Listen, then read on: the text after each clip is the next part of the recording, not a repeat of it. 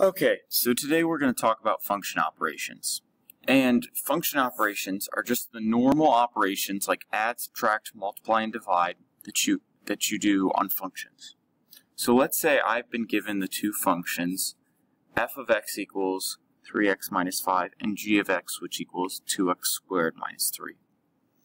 Let's just start performing some operations on them. So one operation we could do is add. So let's add these two things together.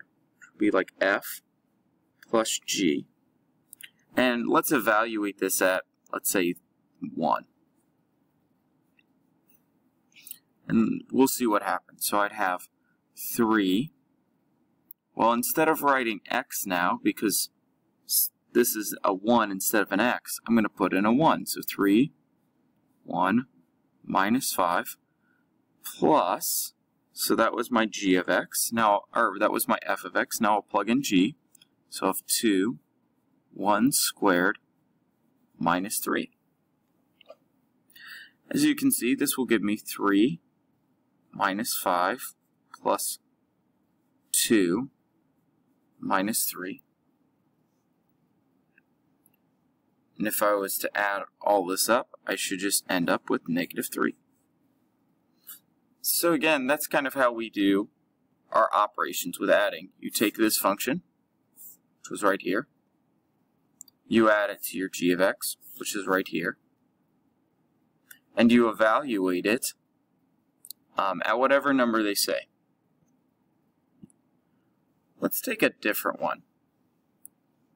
Let's do the same thing but do subtraction. So we'll say f minus g at t. So again, my f function is the same, so I'm going to say 3. But this time, instead of putting in 1, this is a t, so I'll just put in a t, minus 5. Now I'll say minus 2. I'll put parentheses around this function, 2 t squared minus 3. Okay. And we'll evaluate this thing the same. So I have 3t minus 5. That minus sign should distribute over both things, so I'll have negative 2t squared plus 3. Then we could combine like terms. This can't combine with this because I have a t squared, so that's not going to work. But these other two things can combine. So I'll end up getting as my final thing to be negative 2t squared plus 3t minus 2. So again, it's the same kind of thing. You take your f, you subtract your g, and you just plug in t for your x. Let's try another one.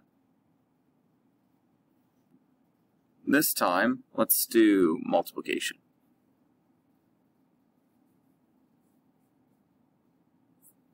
And we'll just keep it as x this time. We'll just do f times g times x.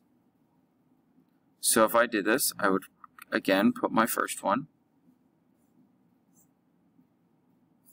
And then I would put my second one. Since we're multiplying, we'll put parentheses around both things. Whoops. And I was writing in t's for those, but I should have been putting in x's because that is my variable. So let me get rid of that.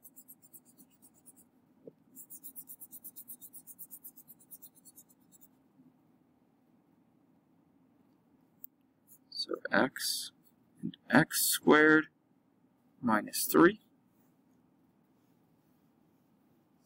Now, hopefully you remember from multiplying before, we kind of FOIL this thing, or double distribute. So the 3x will multiply both of those, and I'll get 6 cubed minus 9x. Those will both distribute. I'll get negative 10x squared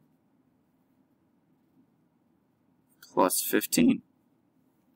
And as you can see, I have no like terms, so that would be my final answer. So that's how I would do multiplication. Again, it's the exact same thing. You take your f, you times it by your g, you plug in your number, and you get whatever you get. Here's the last one, and this is the easiest. Dividing. So f divided by g of x is just going to be like this. I'll put my f on top again, which would be 3x minus 5. I'll put my other thing on bottom. And because this doesn't really divide, that's what I get. Now, if you remember, sometimes they'll say state any restrictions. If it says state any restrictions, you just have to say 2x squared minus 3 can't be 0. Because I can't divide this thing by 0. So the bottom is just always 0. But that's how you do the 4 operations. And it works the same way every time. You take your first function, you take your second function, you do the operation, you plug in the number that they want, and then you find either a final number or you find some kind of expression like this. So try some of those problems.